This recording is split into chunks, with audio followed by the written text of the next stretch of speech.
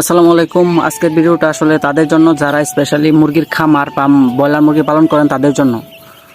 তো বর্তমানে আসলে যে পরিমাণ গরম, এই গরমে আসলে মুরগি পালন করা খুবই মুশকিল, এক কথায় বলতে গেলে খুবই রিস্ক আর কি। কারণ যে কোনো সময় এইসব মুরগি আসলে স্ট্রোক করার সম্ভাবনা থাকে, ঠিক আছে। তো আমরা আসলে সবসময় ভয়ের মধ্যেই থাকি। তো আসলে আমার যে পোলট্রির ফার্মটা, এটা আসলে আপনারা একটু দেখেন, এটার অবস্থানটা যদি আপনারা একটু দেখেন, আমার পোলট্রির ফার্মটা আসলে মোটামুটি ভালো অবস্থানে রয়েছে। চারদিকে কিন্তু একদম খোলামেলা, বাতাস সহজেই আসতে পারে, প্রাকৃতিক যে বাতাসটা এটা সহজেই মানে আসা যাওয়া করতে পারে। আর উপরে মোটামুটি অনেক গাছগাছালি রয়েছে, যার কারণে আসলে মানে গাছগাছালি এই থাকার কারণে সূর্যের তাপটা সরাসরি আসলে উপরে মানে টিনের মধ্যে লাগে না, যার ফলে এই মুরগির আসলে এখানে তেমন একটা গরম লাগে না।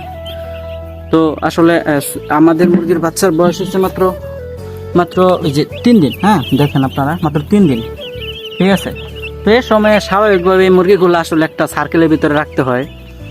দেখা গেছে চারদিক দিয়ে বেড়া দিয়ে তারপরে রাখতে হয়, কারণ বেড়া না দিলে যে আর এখন বেড়া দিলে দেখা গেছে মুরগি এই মুরগির শরীরে তখন তেমনভাবে বাতাস লাগতে পারে না। যদি বেড়া দিয়ে রাখি, সার্কেলের ভিতরে যদি বেড়া দিয়ে রাখি, তাহলে বাতাস কীভাবে আসবে?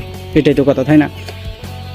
তো পোলট্রির ভিতরে যেন সুন্দরভাবে বাতাস আসতে পারে, এজন্য আমরা এই নেটগুলো ব্যবহার করেছি বেড়ার বদলে, ঠিক আছে। স্টিলের যে বেড়া বা ছালা দিয়ে যে বেড়াটা দেওয়া হয়, এটার বদলে আমরা এই নেটটা ব্যবহার করেছি, একদম পাতলা।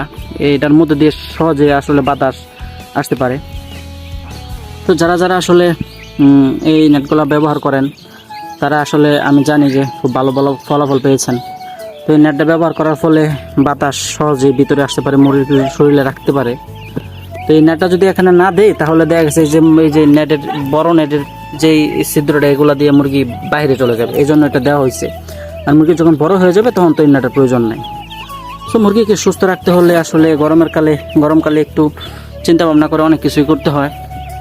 তো যাই হোক, যারা এভাবে করেন তারা আসলে বিষয়টা বুঝবেন।